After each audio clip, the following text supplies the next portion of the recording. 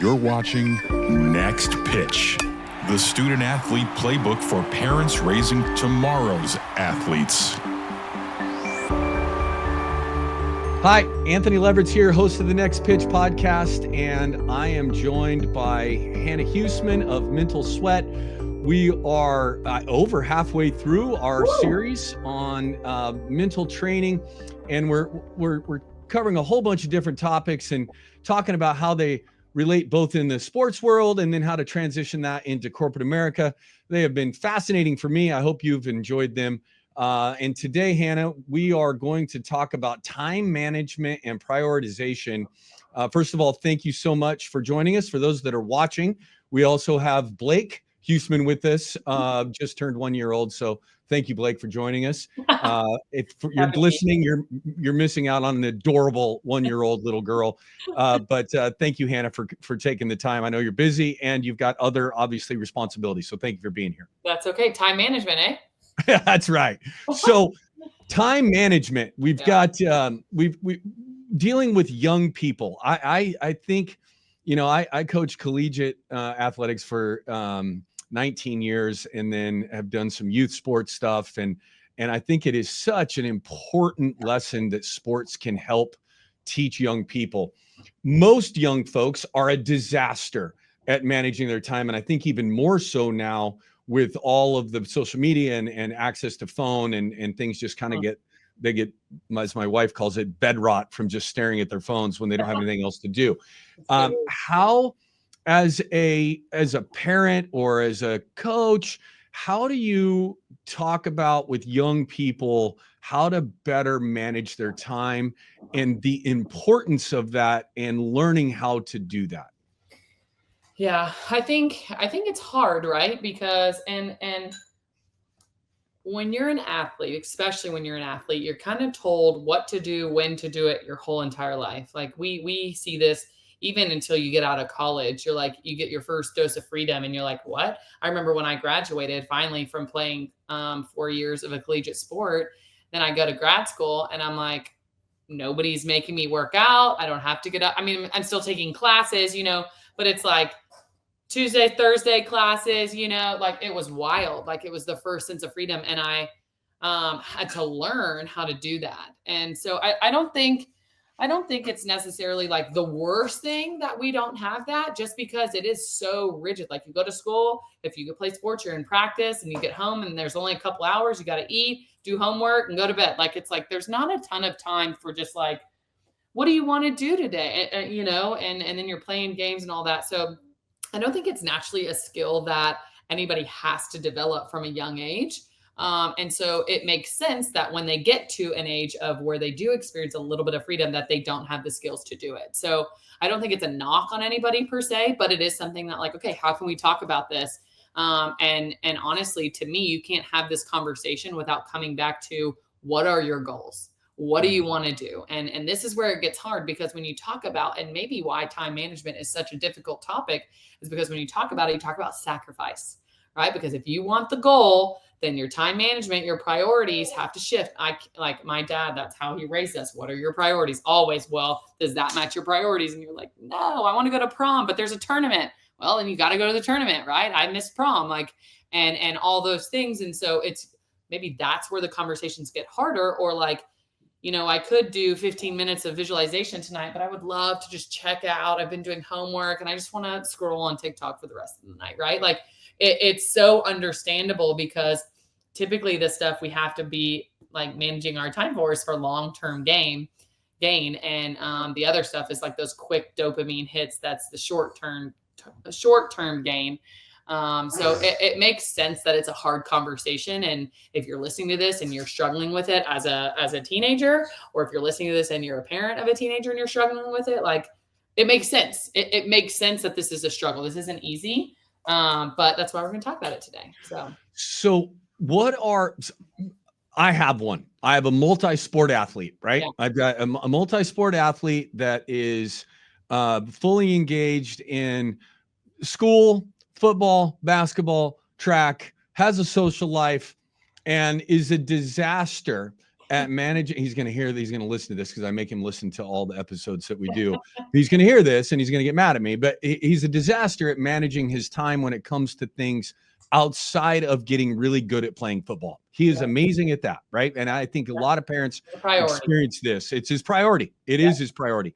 How do we go about helping, as parents, helping them structure their day? Do you believe in writing that down? And I know you talk about finding out what your priorities are, but my priorities for him are a little bit different than what his priorities are for him. How do we have that conversation and structure that day so there's not that frustration between the parent and the child when we do know that sport is so important to him? Right. I mean, I think the best of the best, and I actually know a few mental performance coaches, and I've done it a few times, but some people make it their like end all be all practice is writing down like every minute to the minute of their day, like what they're doing. Hey. Like you might need a 30-second timeout for Blake here. Do you need a 30-second timeout, Blake? Oh, I love it. Unbelievable. All right. You want me to I'll start over? No, go ahead. Let me see. What was I about to say? We're writing down. So what we're talking about is writing down. Yeah, we're writing down minute by minute, what we're going to do in our day. Yeah, literally minute by minute. And I don't think that's a bad thing, right? I think for some people, that could be the best thing in the whole wide world. What time are you waking up? What time, how long does your morning routine take from shower, restroom, brush your teeth? What time does breakfast start? And what time do you leave to go to school? What time, right? Like writing that down. That way, literally nothing is left up to chance. And that's what the professional athletes do. The professional athletes leave nothing up to chance. There's never a moment where they're like, what do I have to do? You know what your schedule is. You know where you have to be. You know what you need to do. And it just sets you up for success. There's no unless you put an hour long scrolling TikTok on your itinerary, you don't just fall into it. Yeah. Right. And this way you can even schedule like, all right, I get a 15-minute social media break right here. Right. Like I get to, have a 10-minute walk by myself. I get to blast music while I'm working out. Right. You are intentional about it instead of just like waking up and on a whim going for it and hoping you make the right decisions. Because if it's a decision you make in the heat of the moment, you're gonna want to just relax and watch TikTok or whatever or check out, but that might not be the best decision for your overall development. And so there's give and take on this, right? Because, and this is a personal opinion of mine, there's give and take is you want to have some flexibility in that too, right? They're still kids, right? Yeah. So maybe Monday through Friday is locked, but Saturday and Sunday, have at it. And the goal would be you create this in a healthy way to where it's not like they're in prison, like make it together. Hey, what are our goals? Like my first goal is, if it's a religion, if it's spending time with family, if it's your sport, if it's school, whatever order that's in, right? Then like, what's your day look like? And does it line up with that? And it's honestly starting accountability from a young age. But making sure it's not like, well, if you don't do this, you're gonna not get your allowance this week or something, right? You don't want to make it this like, because they already have that from everything else. If they're playing sports, right? They already have so much of that it's more so just for them to realize, hey, do you think 2 hours of scrolling on TikTok is good for you? Like genuinely, like let's have that conversation. Do you think staying up till 2 a.m. playing video games is good for you or good for your performance or good for your goals of what you're trying to do? And not to be and like, unfortunately, the parent is the bad guy sometimes, right? Because you have to be the one to teach them that accountability. But then have them go watch Tom Brady documentaries, Peyton Manning documentaries, whoever you want to watch, Kobe Bryant, you think he's, on staying up till 2 a.m., like the best of the best, don't do that. So it kind of comes back to like, what do you want? And just starting to kind of introduce that to them in a relaxed, fun, communicative style versus like, you need to be doing this. And it's like so rigid and the kids burn out and it's not fun anymore, and this can work for some people and this might be other people's worst nightmares. And right. So just like ebb and flow with that, right? For the people who love it, dive in. For the people who hate it, How can we like start to like put a little bit something together? Maybe it's just a timeline for their afternoon, right? Because they've already got it in the morning in school. So maybe from 5 to 10. What time do you want to go to bed? Set that time. What time do you get home? Maybe it's 5, maybe it's freaking 8. What do you do with those 2 hours? What would make you feel good, productive, happy, it's fulfilling? What would be the best use of your time in those 2 hours, right? And start with that.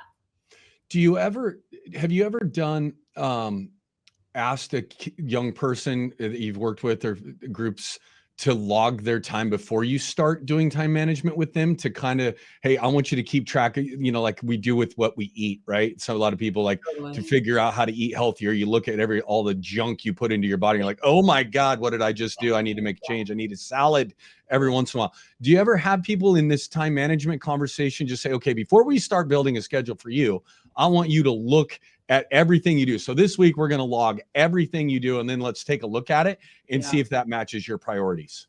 I have not, but that's an amazing idea. I think we should.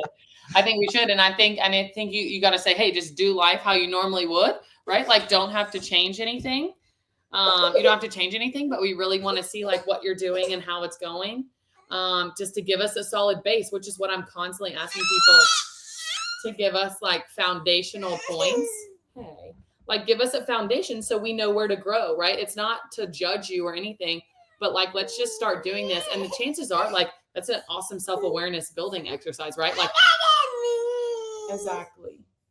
Like as you're doing it, you're like, ooh, this is tough to write down, or this is embarrassing, or I don't want to show Hannah this, like, right? And that's the goal. Like, it's not to shame you. It's strictly to build awareness. But that's why a lot of people don't want to build awareness, because they know the answers might not be exactly what they would want them to be, or something that they're proud of, but boom, room for growth. So it shouldn't be discouraging. It should be exciting. I'm going to be the beta test. We're going to do this in my house next week. I just did the heavy-handed version of it for the first time with my son, who's also, as I mentioned earlier, he's going to hate the fact that I'm talking about this, but I'm going to go backwards and I'm going to redo. And I think we'll be the beta. I'm going to have him test this idea that we just talked about. Let's talk about it on the next podcast too. That's right. Well, let's take a quick break and we'll come back with talking about this in corporate America on the other side.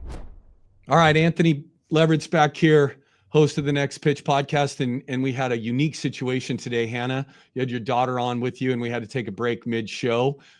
So for those of you watching, you got to see that, and for those of you listening, you got to hear it. Yeah. So this is what working parents do, right? There's always the push and pull, and children always come first. So let's dive back into where we left off. We're talking about time management and prioritization today. And I think, a huge topic in corporate America, especially with what has happened with remote, hybrid, and on-site working. When you walk into an organization, are you hearing that this is something that people are struggling with, dealing with, of how to manage their people? Is this something that you hear all the time, or is it not something that you're finding people are struggling with?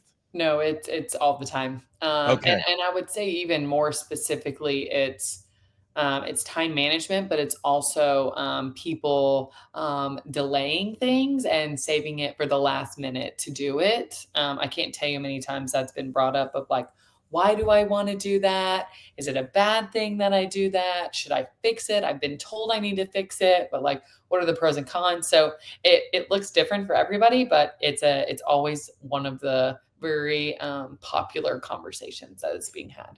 So I'll give you a quick story. When I got into corporate America, I started working with some people, helping them grow their business and build a business plan. And one of the first guys I started working with missed our second meeting, Zoom meeting, right?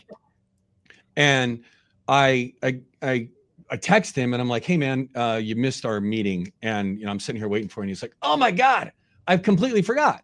And I said, well, wasn't it on your calendar? And he's like, I don't use a calendar.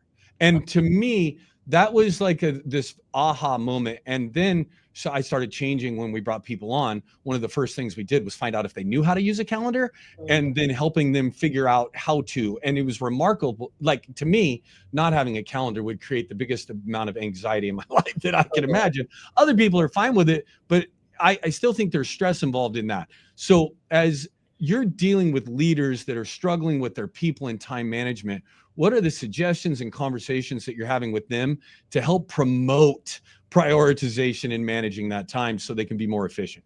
Yeah, it's such a good question, and it's kind of funny. It's one of those things where you're like, oh, of course, people all think the same way, and they don't, right? And I learned this. I moved to New York for about a year and a half and worked with a private practice.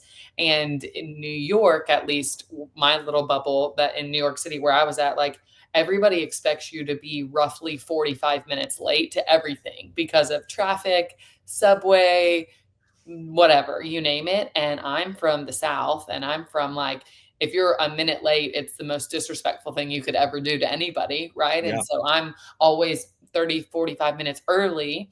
And learned very quickly that that's not how other people operate. And so it's really, to me, it's about what is the standard, the consistent standard that you're setting in your environment, right? Is it a lax environment and it's okay to be 30 minutes late? Is it a very strict environment where it's like, we're going to start this meeting 2 minutes early every day, and if you're not there, tough shit, like it. And so it's determine what you want the environment to be, set the standard, and then like that's where you hold people accountable. But it can't like ebb and flow. That's where it gets a little confusing, and where maybe somebody gets perturbed or pissed off because they were late, but I've been waiting for 10 minutes, or he forgot about it, but I thought this was the most important meeting of our week. So I think you set the standard up front, and then you talk about it consistently, and maybe you make it a part of, if it's a big deal, maybe you make it a part of your review sessions. Like how good are you at time management? I think that should be something that's reviewed. Some people naturally are really good at it. Like I'm the same way. I have to have a calendar, and I look at it before I go to bed at night, which is one of the best life hacks you can have.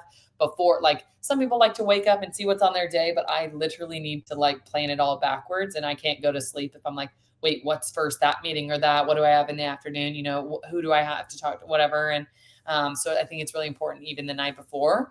But you just talk about it, right? And create, and not everybody's is going to look the same. My mom is an old school gal. She has a paper book that's written all through it, right? Still has like, you still have to send the email reminder, whatever, but it's in her book, right? Some people use their phones. Some people use their computers, whatever it is. We have multiple calendars. We have one that's the whole year because I travel a lot. My husband's football coach. And so you can see the whole year, right? And we fill in like big events, games, travels, out of town, in town, whatever. And then you have my day-to-day operations, which is on my computer and my phone. And so it's really just whatever and however you function good is what you need to make it a priority. But you'd be surprised how many people like maybe haven't used email that much, haven't used Calendly, all that much, and they really have to learn it. And so it's really just a matter of finding the best way for you that you don't get overwhelmed, but that you can stay on top of things and get reminders. If you need 3 reminders, you set 3 reminders. If you don't need a reminder, you don't have, but make it really individual to you.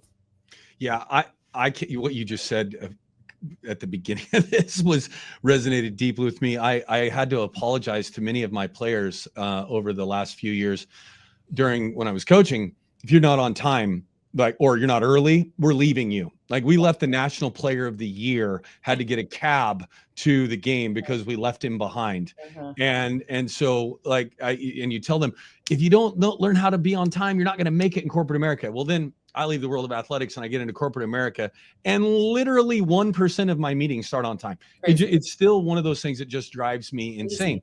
Crazy. But as a leader, and you have this very talented person, right? That is, they're good at the work that they do. When they get properly motivated, as we've already talked about, and then you have the environment to thrive in. But that person is struggling with deadlines or showing up on time or how do you suggest to leaders to foster how important that is Yeah. without, inhibiting growth and scaring people off. But how do you help leaders with that? Yeah, it's hard, right? Because again, kind of some people I do believe work better under pressure.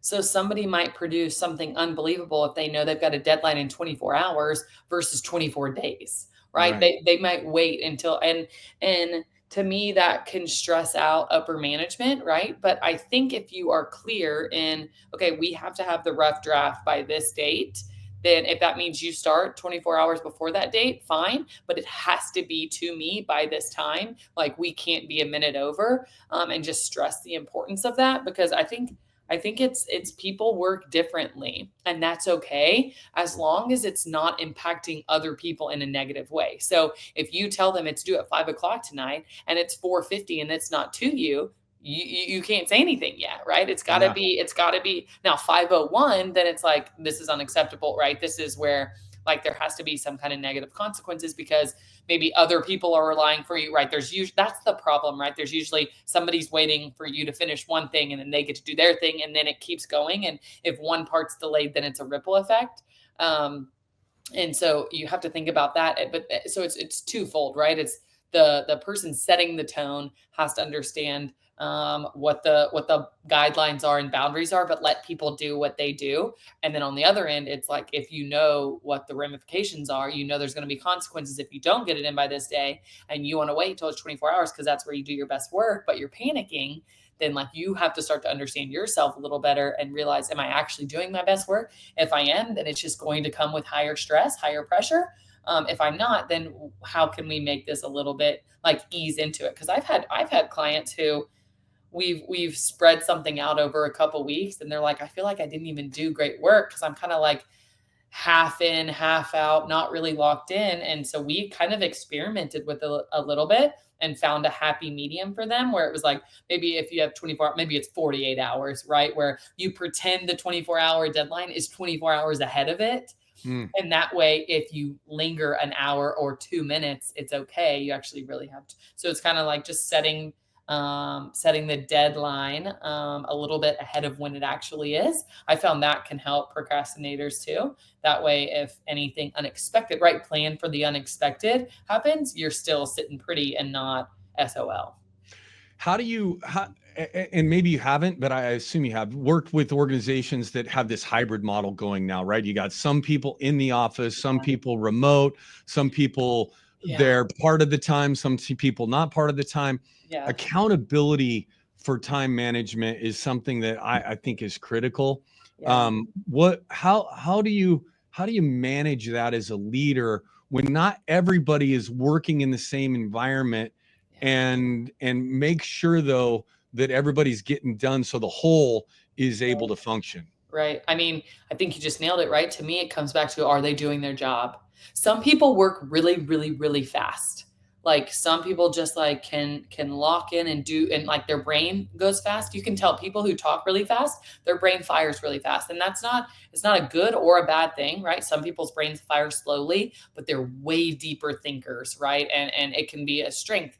Thinking fast can be a strength, right? It's not good or bad. So be careful labeling that, like to the listeners, but it's really just a matter of are they getting the job done and like in a timely way? And if not, then to me it comes down to like if they're not afraid, that's a harsh word, but right, but if there's not some kind of negative consequence with the delay, then it's never going to change, right? Like if they just get a, hey, get that to me earlier next time, then it's not going to change versus like, hey, this is actually becoming a really big deal. People are depending on this. And if these don't start getting things don't get done on time, then we're actually going to have a pretty serious issue here because multiple people are waiting for you to get stuff in. And so I think it's again having a conversation, a hard conversation, an uncomfortable conversation, and but also you can help them too, right? Like how can I help you make sure we get this done? Do you want me to set the deadline 24 hours before it's actually due? And like as a leader, you can do that too, right? Maybe you create a little buffer and maybe you tell them, maybe you don't tell them.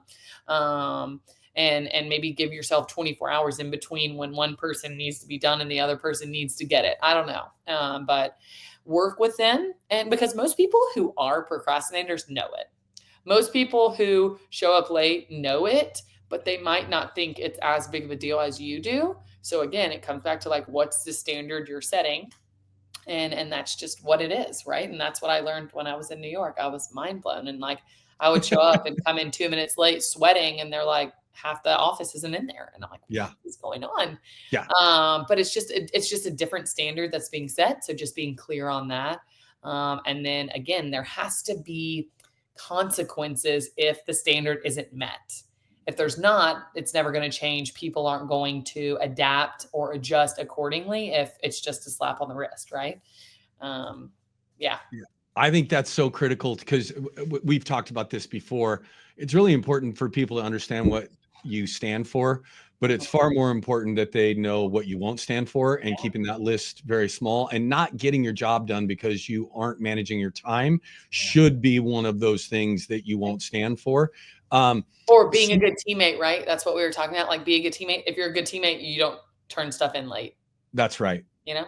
That's exactly right. So someone in the business world needs help, right? And I don't want you to give your whole thing here because obviously you get paid good money to help people with this, but just to get started, right? I'm struggling, and I'm going to reach out to you. What is the process that I can begin to go through to start holding myself accountable? Because that ultimately, that's where it's going to come down to, right? I might lose my job, but if I don't change that and hold myself accountable, I'm going to get another job, and I'm going to have the same struggle there until I learn how to hold myself accountable. Yeah. How do you go about beginning to make that shift? Yeah, great question. And it almost always starts with some form of accountability in what they're doing, right? Usually by the time a business executive specifically reaches out to me, it's because someone's either told them they need to be better, or they just feel like they're not the best that they could be. And they're looking like they're working really hard on the actual technical strategies of their job. And they're just like, I get stressed. I get over emotional. I procrastinate. I don't handle failure well, right? They're like, I have something that I want to work on specifically with you. And so by the time they come to me, most of the time it's clear. Very rarely is they're like, I don't really know why I'm here, but what can you offer me? Those are actually kind of the hardest conversations. Yeah. I'm like, I mean, we have a plethora of stuff we can talk through. Like, let me get to know you a little bit more, and then I'll try to dictate where we go. But a lot of times it's a specific thing. And so we literally start by, they have to accept, which most of the time they have, but sometimes they're still like kind of holding on to like, I mean, I procrastinate a little bit, but it's not that big of an issue, right? Then it's like, okay, but are you actually performing your best? Tell me about your last 3 performances from you procrastinating. How did they turn out? Did you have to make edits, right? And as I start asking these questions, we start like unwrapping layer after layer, what's really going on, why they're procrastinating, why they always have done that. And, it could be deep rooted in their upbringing. It could be, because they're not really happy with their job or their life situation, whatever it is. And we try to get to the root of it.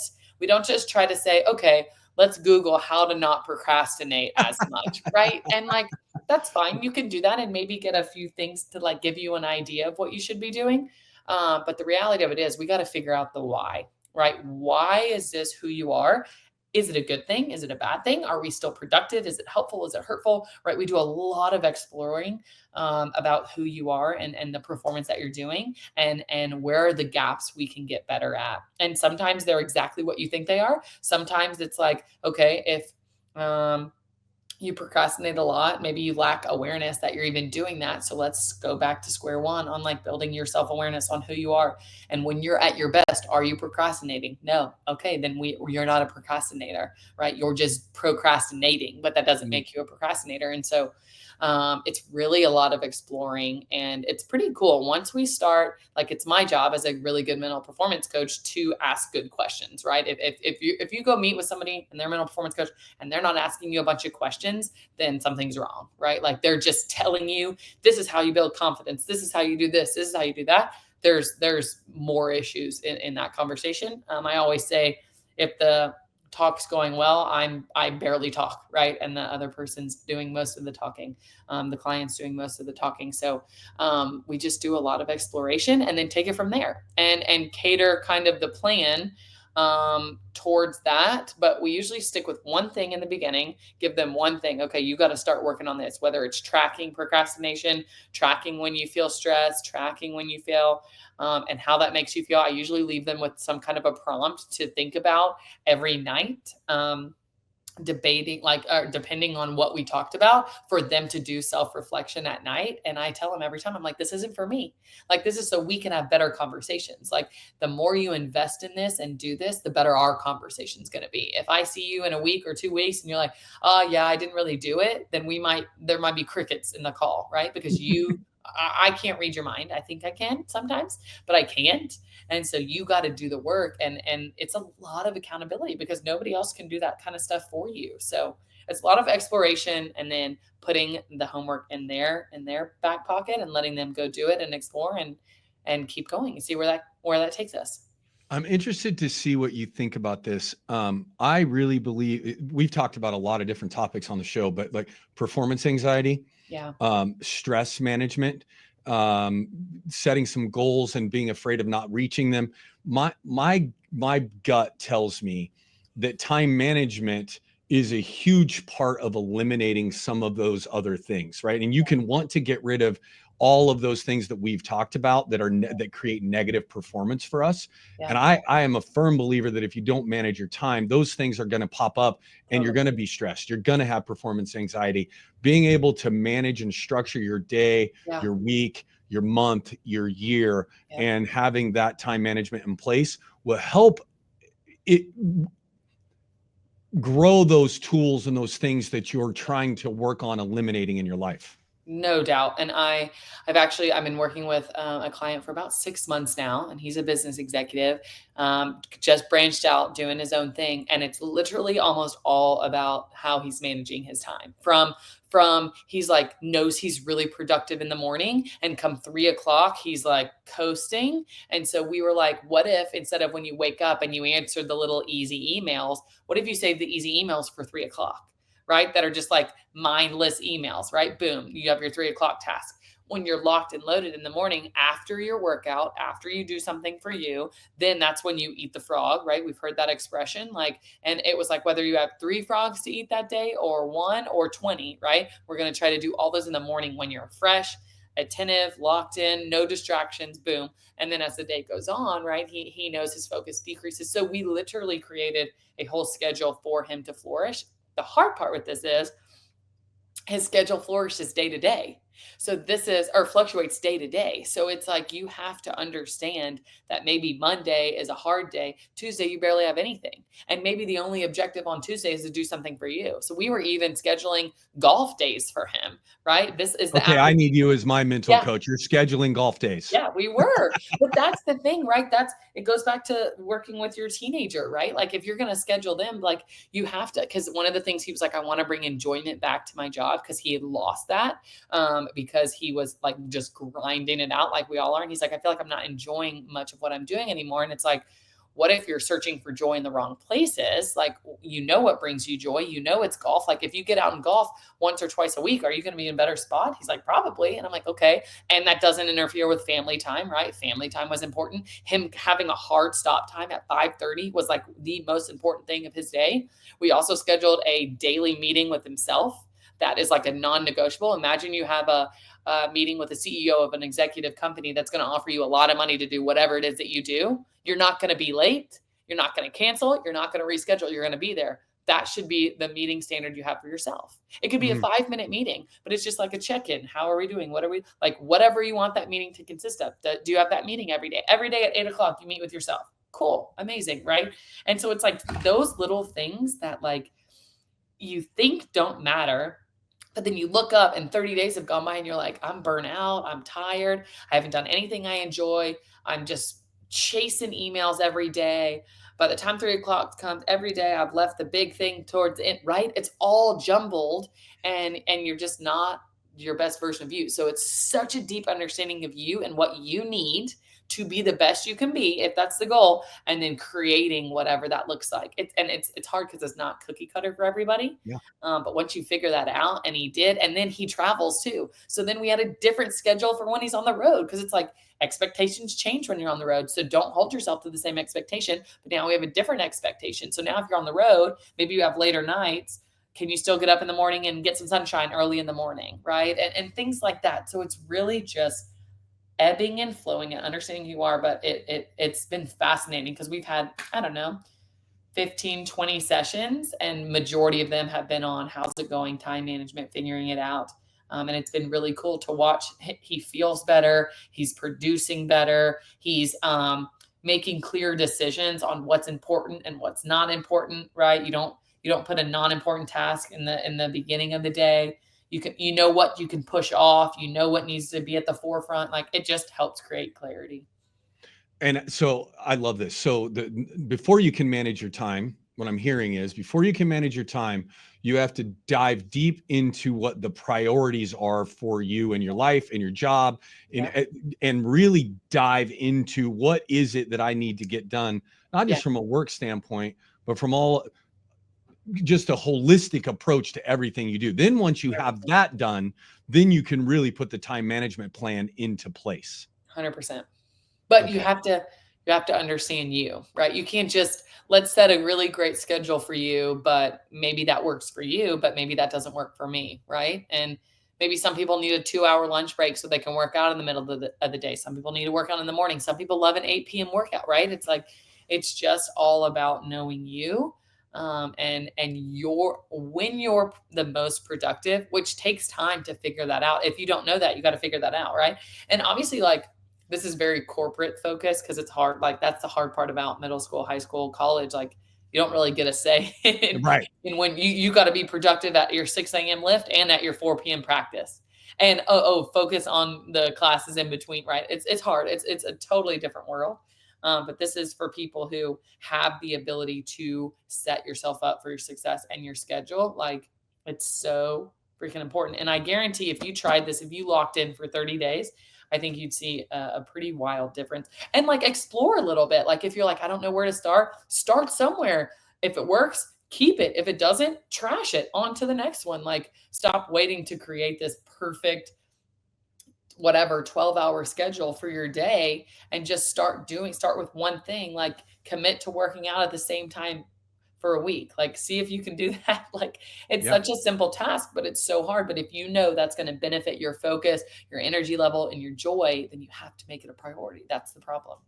Well, and not everybody gets to have the opportunity to have you as their mental performance coach, right? Like, that's many people just work in an environment where their boss is the mental performance coach. For better or for worse. Yeah. And so as that leader, really, really identifying, we're talking about priorities and time management. If you don't identify the priorities for your people of what they have to get done and make those non-negotiable, it's going to be really hard to get them to manage their time correctly. So as the leader of those people, really put yourself in that frame of making sure they understand what the priority is, what the time deadline is for that, and why it's so important, and then what the consequence is if they don't meet that deadline. Yeah. And understanding the organization has priorities, and so does the human. Yeah. And in a perfect world, those are semi-aligned, right? But it's also understanding, right? Like, I had Blake on the episode before this, right? Like, my priority is her always, like, over anything. And it's like, but I also had a priority of recording a podcast. And so it's like, okay, how do those two worlds mesh if they have to, right? Yeah.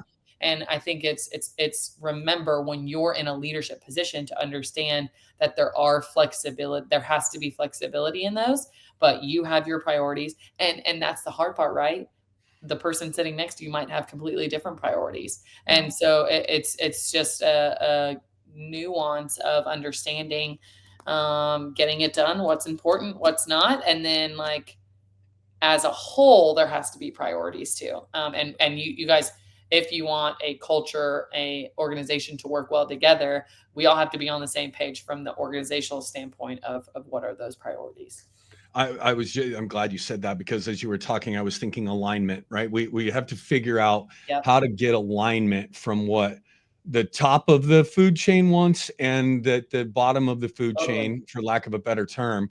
How can you align all of those priorities, first of all, and then create the environment where everybody is incentivized to achieve those priorities No doubt. in a positive way?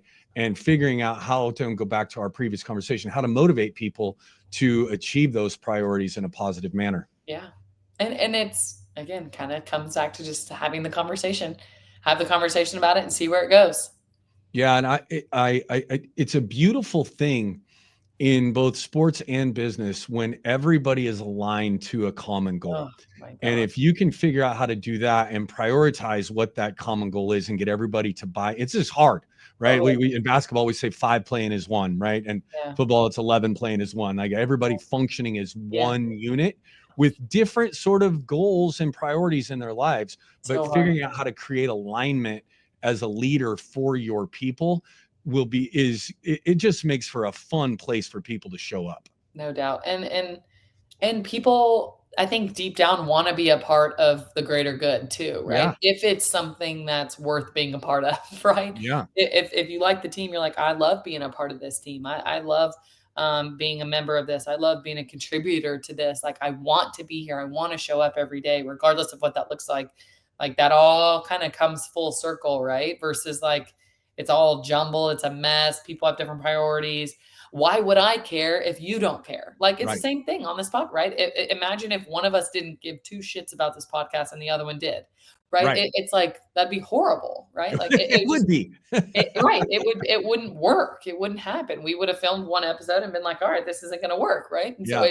it's just it's so important that you find people who are um understanding of what the common goal is. I was going to say like-minded, but it's not even like-minded, right? People can think differently and do different things and act differently, but as long as the goal is clear, the perspective is clear, and we all know what we need to be doing, and we're all in on that and on the same page, then I think something awesome can happen. But like you said, it takes a while to create that. You have to have the right people in the right positions, and that takes a long time. That can take a long time.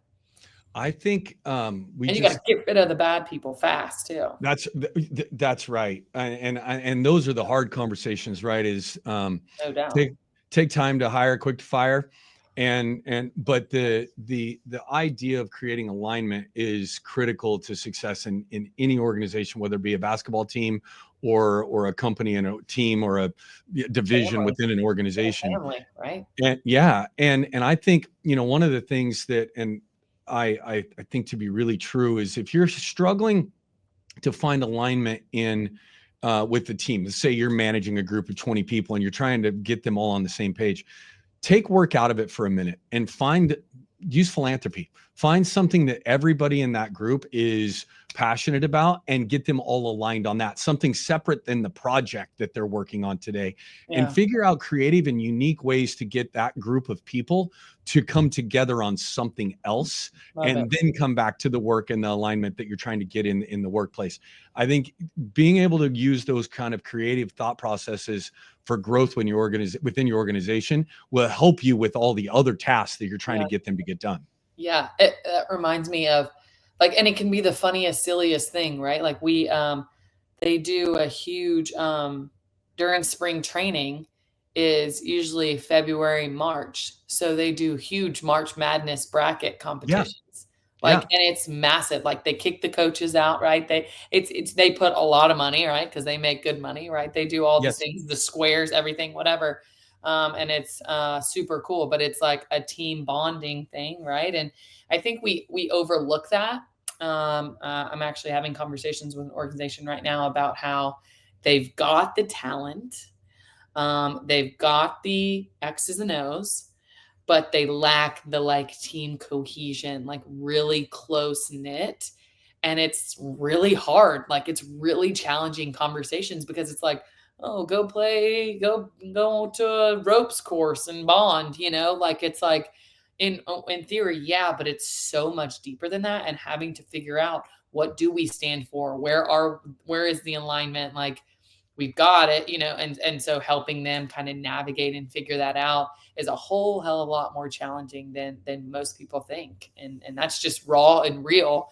And the reality of how hard, like, you can have the best people, the best workers, but if there's lack of cohesion, you're probably never going to get like the ultimate unity and success that I would imagine we all want. Fascinating conversation. Something that everyone can dig into is, the priorities in life, and then how to manage that time to make sure you get them done, both personally and within teams, organizations. I've really enjoyed this. How do people find you, Hannah? Where are you located in the internet? In the web universe. At Hannah Huesman on Twitter and Instagram. And then I have a website that's hannahhuesman.com. And if you are enjoying this podcast, we're enjoying doing it. We're aligned in belief of what we're doing here. Hopefully you are enjoying this as well. Please share it with your friends, like it, give us a review. It would be greatly appreciated. Hannah, until next time, thanks so much, and go enjoy that daughter of yours. Thank you. I will. We're not going to wake her up, but when she wakes up, it'll be good. Thanks, Anthony. All right.